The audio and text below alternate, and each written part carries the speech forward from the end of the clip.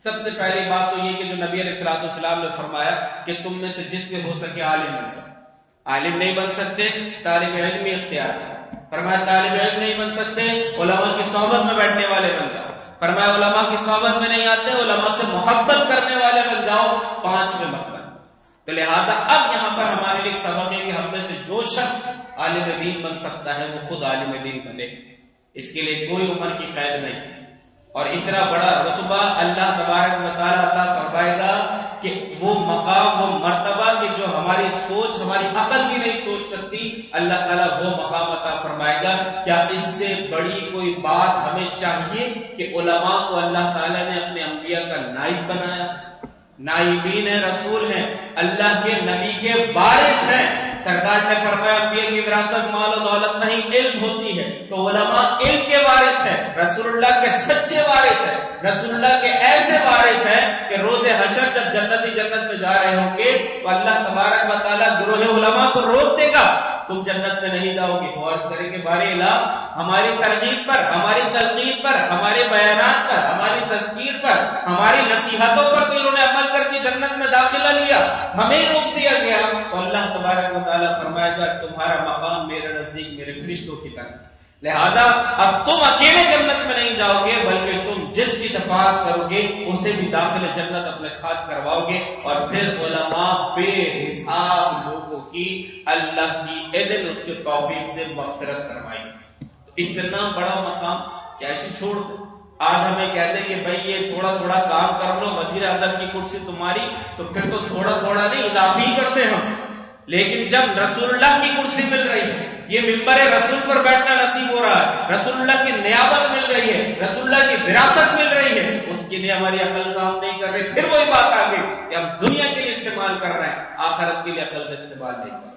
اب اگر بالفرض ہم اب خود عالم نہ بن سکے تو اپنی اولاد کو جس طرح ہم میں سے ہر ایک کے گھر میں ایک عالم دین ہونا چاہیے. یا تو لڑکے کو عالم دین بنائے اور لڑکی کو بھی اگر بیٹی ہے تو ایک عالمہ بھی ہونی چاہیے کیونکہ خواتین میں دین کی جو تعلیم کا فقدان ہے وہ مردوں کی بنسبت زیادہ ہے. ہمارے ہاں مردوں کو تو پھر بھی مواقع مل جاتے ہیں دین سیکھنے کے لیکن خواتین کے پاس 100 میں سے 1 ہو. ہمارے پاس اگر 100 مواقع ہیں تو ان کے پاس 1 موقع ہو. اتنے زیادہ کمی ہے اتنے زیادہ یہاں پر سمجھ لیں کہ قحط کا معاملہ ہے. تو لہذا خود نہیں بن سکتے اپنی اولاد کو عالم دین بنائیے اپنے بیٹے کو عالم دین بنائیے. انشاءاللہ دیکھیے گا کہ یہ بیٹا آپ کے لیے پھر روز حشر اتنے بڑے اجر کا سبب بنے گا کہ آپ تصور نہیں کر سکتے کہ یہ کیا مقام و مرتبہ دلوائے گا. کہ حافظ کے بارے میں آتا ہے کہ اس کے والدین کو ایسا تاج بنایا جائے گا کہ جس کی روشنی سورج سے زیادہ ہوگی. تو اب یہ حافظ وہ حافظ کی جو حفظ کرنے کے بعد قرآن کے حلال کو جانتا ہو حرام کو جانتا ہو حرام سے بچتا ہو حلال پر عمل کرتا ہو تب یہ مقام حاصل ہوگا. لیکن عالم دین اور حافظ میں کوئی کمپیریزن نہیں ہے. جب حافظ کو اتنا ملے گا تو پھر عالم کو کتنا ملے گا. اب اگر ہم خود نہیں بن سکتے اولاد کو بنائیں. اگر اولاد میں کوئی نہیں بن رہا یا اولاد ہے ہی نہیں کہ جس کو بنایا جائے یا وہ اپنی مصروفیات میں ہے کہ وہ نہیں بن سکتے تو پھر آپ کسی ایسے بچے کو تلاش کیجئے جو عالم دین تو بننا چاہتا ہو لیکن اپنے گھر کے معاشی مسائل کی وجہ سے وہ درس نظامی نہیں کر پا رہے. آپ اس کو سپورٹ کیجئے آپ اسے فائنینشلی سپورٹ کیجئے آپ اس کی مالی معاونت کیجئے آپ اس کی کتابوں کا خرچہ اپنے ذمہ لے لیجیے.